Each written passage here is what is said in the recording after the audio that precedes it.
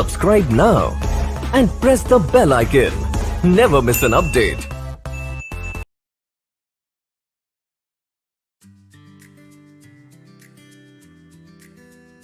Hello friends, તમારું સ્વાગત છે મારી ચેનલમાં। તો આજે આપણે બનાવીશું શિયાળામાં શરીરને તાકાત આપે તેવું વસાણું આદુ પાક।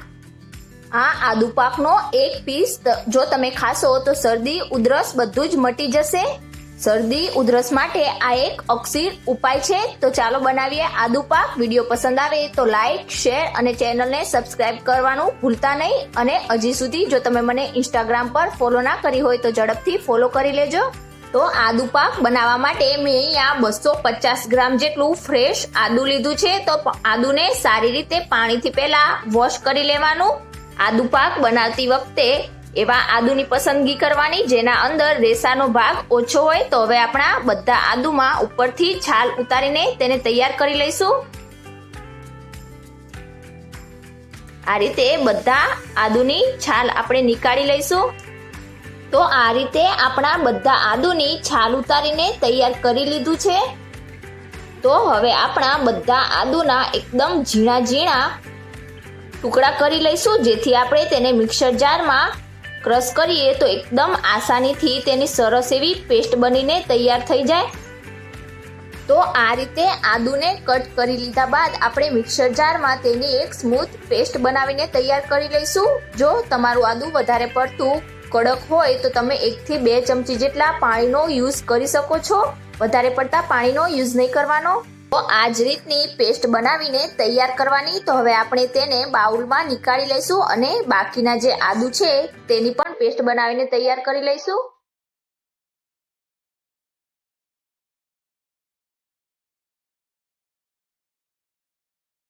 તો આપણી પેસ્ટ બનીને તૈયાર છે। તો હવે વધીએ આગળની પ્રોસેસ તરફ। તો આદુ પાક બનાવવા માટે આપણે સૌથી પહેલા એક કડાઈમાં 2 ચમચી ચોખ્ખું ઘી એડ કરીશું। ઘી આપણું મેલ્ટ થઈ જાય ત્યારબાદ આપણે જે આદુની પેસ્ટ બનાવેલી તેને એડ કરીશું।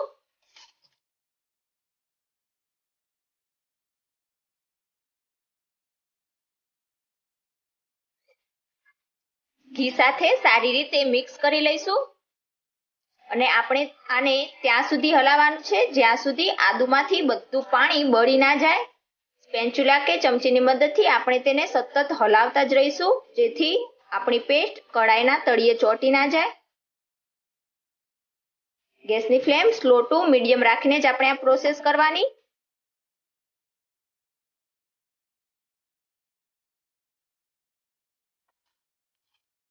આદુમાંથી બધું પાણી બળી ના જાય અને આપણી પેસ્ટ કડાઈને છોડવા ના લાગે ત્યાં સુધી આ જ રીતે કન્ટિન્યુ તેને હલાવતા જઈશું।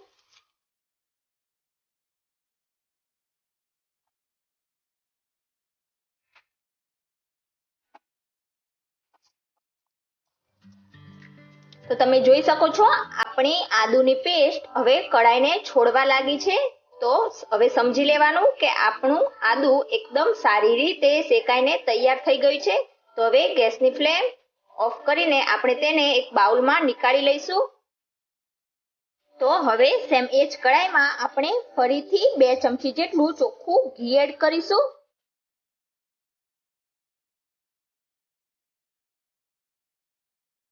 ઘી આપણું સારી રીતે મેલ્ટ થઈ જાય ત્યારબાદ આપણે 1 કપ એટલે કે વજનમાં લગભગ 100 થી 150 ગ્રામ જેટલો ગોળ એડ કરીશું અને સારી રીતે મિક્સ કરી લઈશું।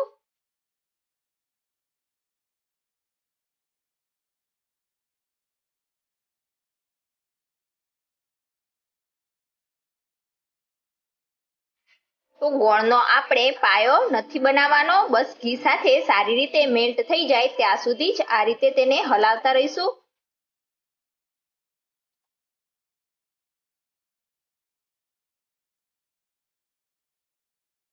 તો ગોળ આપણો સારી રીતે મેલ્ટ થઈ ગયો છે અને તેના અંદર બબલ્સ પણ આવવા લાગ્યા છે। તો હવે આ જ સ્ટેજ ઉપર આપણે જે આદુને પેસ્ટ બનાવીને તૈયાર કરેલી તેને એડ કરી દઈશું।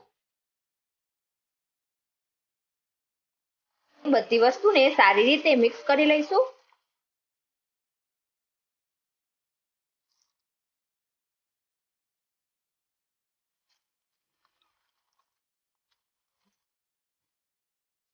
તો બધી વસ્તુ સારી રીતે મિક્સ થઈ જાય ત્યારબાદ આપણે તેમાં 1 ચમચી જેટલા મગજતરીના બી એડ કરીશું અને સાથે જ 4 થી 5 ચમચી જેટલો તલનો ભૂકો એડ કરીશું. તો સફેદ તલને મિક્સરમાં સારી રીતે ક્રશ કરી લેવાના. જો તમે ઈચ્છો તો કાજુ કે બદામને પણ આ રીતે મિક્સરમાં ક્રશ કરીને તેનો ભૂકો એડ કરી શકો છો. હવે બધી વસ્તુને સારી રીતે મિક્સ કરી લઈશું.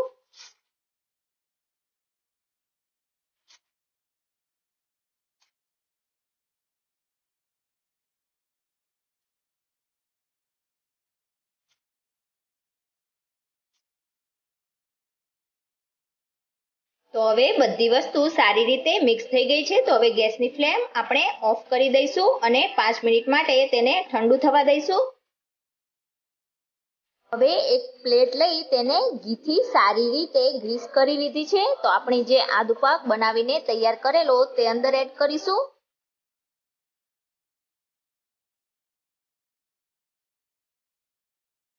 અને તેને સારી રીતે આખી પ્લેટમાં સેટ કરી લઈશું.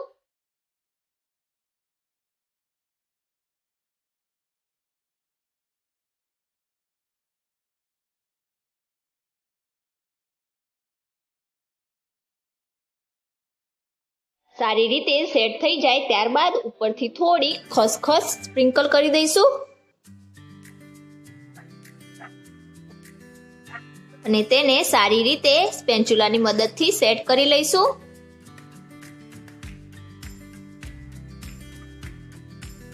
તો હવે આપણી પ્લેટને 10 થી 15 મિનિટ સુધી રૂમ ટેમ્પરેચર ઉપર રવા દઈશું. આપણે તેને ફ્રીજમાં મૂકવાની બિલકુલ પણ જરૂર નહીં પડે. તો 10 થી 15 મિનિટ સુધી તેને રૂમ ટેમ્પરેચર ઉપર રવા દઈશું. તો 10 મિનિટ પછી તમે જોઈ શકો છો આપણો આદુ પાક સારી રીતે ઠંડો થઈ ગયો છે. તો હવે તેના મનગમતા પીસીસમાં તેને કટ કરી લઈશું.